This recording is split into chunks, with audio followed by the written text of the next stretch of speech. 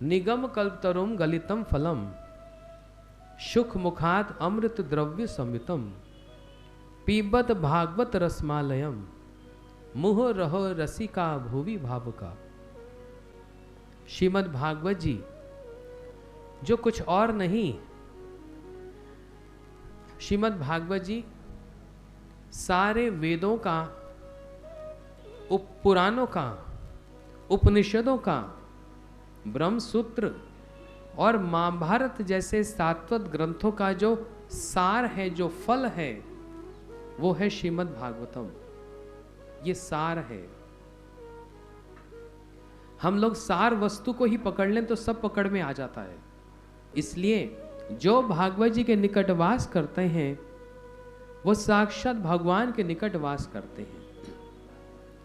जब जब कोई भक्त भागवत को पढ़ने बैठे तो यूं समझ लेना ये साक्षात गोविंद के निकट वास हमको प्राप्त हुआ है।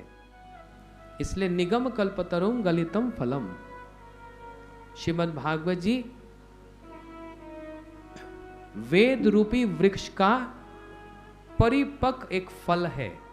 भागवत जी को एक फल कहा गया, गलितम फलम, गिरा हुआ फल। वो जो गिरने की पद्धति, उसको कहा गलितम फलम। कहां से गिरा? ये फल लगा था एक वृक्ष की बड़ी डाली पर। उस डाली का नाम है नारायण डाली। भगवान की डाली पर यह फल लगा था।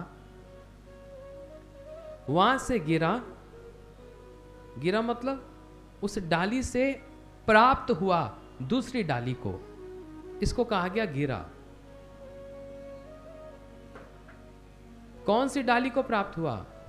बोलते श्री नारायण डाली से, श्री भगवान की डाली से ये फल ब्रह्मा जी की डाली पर आया। फिर ब्रह्मा जी की डाली से ये प्राप्त हुआ किनको? श्री नारद जी को प्राप्त हुआ। नारद जी डाली पर आया। ये प्राप्ति है, ये गिरना नहीं है।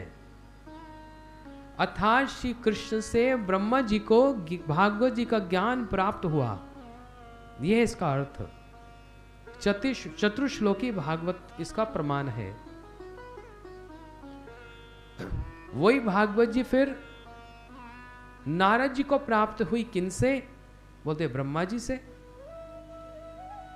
इसलिए कह दिया गया कि नारायण की डाली से ब्रह्मा जी की डाली, और ब्रह्मा जी की डाली से फिर नारद जी की डाली।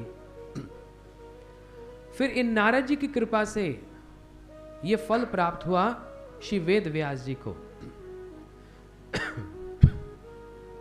और इन वेद व्यास जी की डाली से ये फल जैसे ही नीचे गिरने को आया, वहां पर एक तोता बैठा था, एक शुक पक्षी बैठा था। उस शुक पक्षी ने इस फल को चोंच लगा दी और अपने मुख में ही धारण कर लिया। ये शुक पक्षी कौन? बोलते श्री सुखदेव गोस्वामी जी। क्योंकि भागवत जी समस्त शास्त्रों का राजा स्वरूप होकर विराजमान है, इसलिए इनकी तुलना एक राजा से की गई। और वो कौन सा? फलों का राजा। वह आम श्री कृष्ण से ब्रह्मा जी को, श्री ब्रह्मा जी से नारद जी को, नारद जी से वेद व्यास जी को, और फिर श्री वेद व्यास जी से श्री सुखदेव जी ने, वो शुक पक्षी ने इस आम को जो चोंच लगा दी, तो वो आम जो पहले से मीठा था वो और अतिरिक्त मधुर मिठास युक्त हो गया। सुख मुखाद अमृत द्रव्य संवितम पीबत भागवत रसमालयम मुह रहो रसिका भुवि भावुका। वो आम और ज्यादा मीठा हो गया। ये भगवान की एक देन है।